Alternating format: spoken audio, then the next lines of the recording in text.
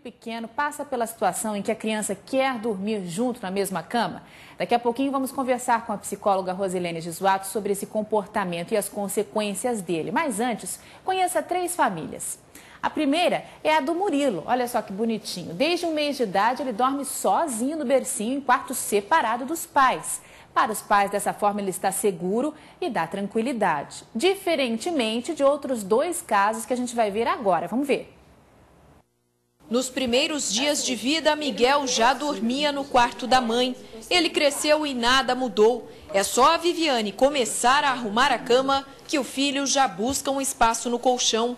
As tentativas de fazer com que Miguel durma separado sempre dão errado. Coloco ele na cama, ele dorme um pouquinho, acorda, já me procura. Se ele não me vê, ele começa a chorar. Ou ele pula para minha cama. Sei lá, é uma proteção, assim, você quer proteger demais e acaba, mas eu sei que não pode. Proteção em excesso pode mesmo não ser bom para os filhos. O risco de se tornarem adultos inseguros é maior, dizem os psicólogos. A Rosana até já ouviu falar disso, mas como a casa tem poucos quartos, 2 dos 4 filhos dormem com ela e o marido. Só quando a reforma terminar é que o casal vai voltar a dormir sozinho. Já tem um quarto começado no fundo, né? Terminar, vou passar os maiores para lá e vai sobrar um quarto para me passar eles 2 para o quarto.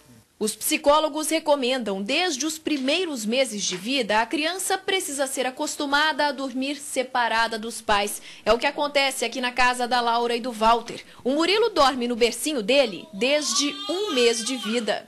E olhe só como ele tem um sono tranquilo no próprio quarto. Quando acorda, o aviso vem com um choro. Os pais estão sempre atentos. A babá eletrônica também ajuda a saber quando o silêncio é quebrado. Na opinião do casal, a decisão de acostumar Murilo a dormir sozinho é importante até para evitar acidentes. Por questão de segurança mesmo, né? Que a gente está dormindo, pode rolar em cima, machucar o bebê.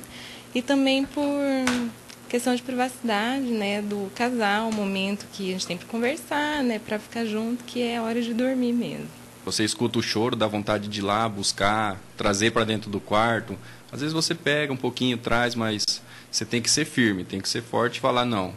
Ele, desde novinho, ele tem que acostumar no quartinho dele, que ali ele já sabe que aquele é o cantinho dele, né?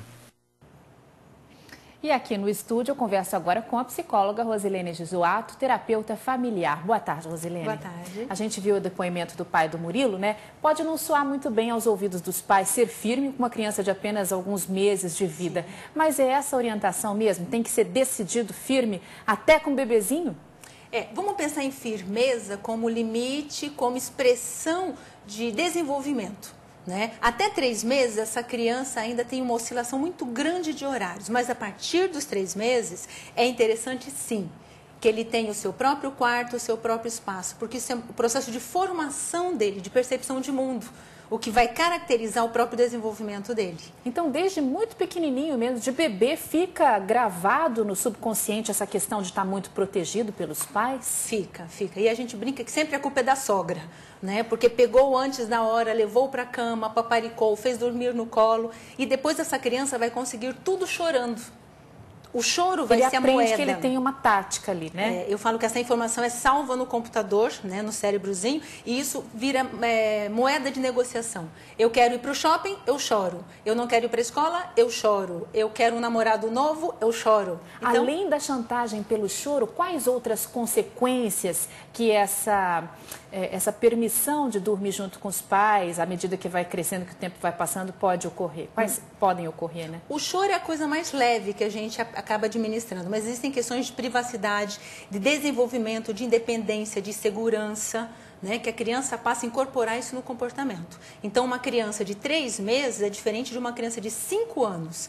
O grau de desenvolvimento dessa criança vai ser percebido naturalmente. Uma criança de 3 meses, ele começa a se adaptar às regras. A de 5 anos, não. Ele passa a manipular as regras. E aí que está, essa dependência dos pais, essa ausência de liberdade, de privacidade. Uma coisa interessante que ele disse, a privacidade não é só dos pais, é da criança. Né? A criança tem que entender que ela tem o espaço dela, até para ficar brava.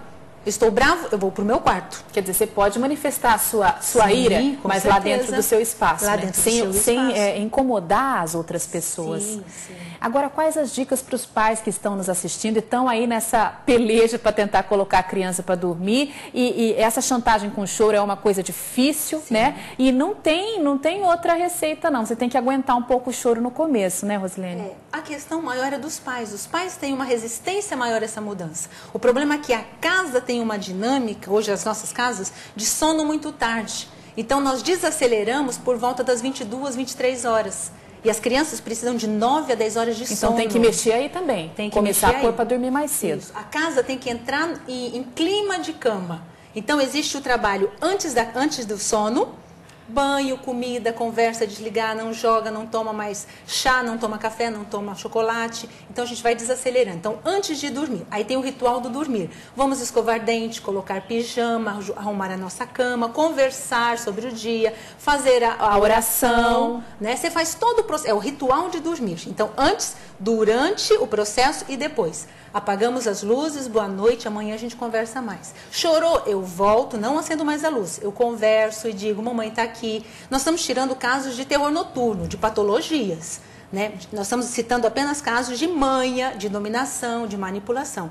Existem casos que as crianças realmente estão com dificuldades. Isso que eu ia perguntar. E quando o medo entra nessa história? A criança já é maiorzinha, 8, 9 anos, e se nega a mudar para o quarto dela porque diz que está com medo de alguma coisa, do bicho-papão, dos monstros. Né? Então a gente tem que entender o seguinte, até 3, 4 anos a criança está administrando esse processo de independência de dormir sozinho. Depois dos 3 ao 4 anos, a gente começa a dar atenção a esses medos, a esses sustos, a esses gritos.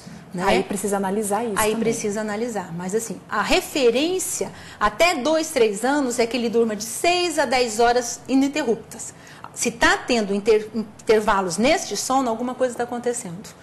Né? Então a gente tem que ficar muito atento. O problema é que as crianças andam muito aceleradas, jogam videogame o tempo todo, assistem televisão, jogos, brincadeiras, até na hora de dormir. O cérebro demora para desligar, né? As crianças, ou nós adultos também, levamos de 10 a 40 minutos para descansar, relaxar e começar a dormir. Então, se eu desacelero exatamente na hora de ir para a cama, eu vou dormir 1h da manhã. Né? Então, a dica para os pais é assim, a criança tem que ter uma rotina para comer, para dormir. Dormir é necessidade básica também. Ela não vai passar sono durante o dia, mas ela vai ficar irritada, vai ter problema de desenvolvimento, de crescimento, o hormônio do crescimento é liberado durante o sono, relacionamento, né? E sem contar com um grau de dependência desses pais. O pai vira sinônimo de travesseiro, eu só durmo com o meu pai.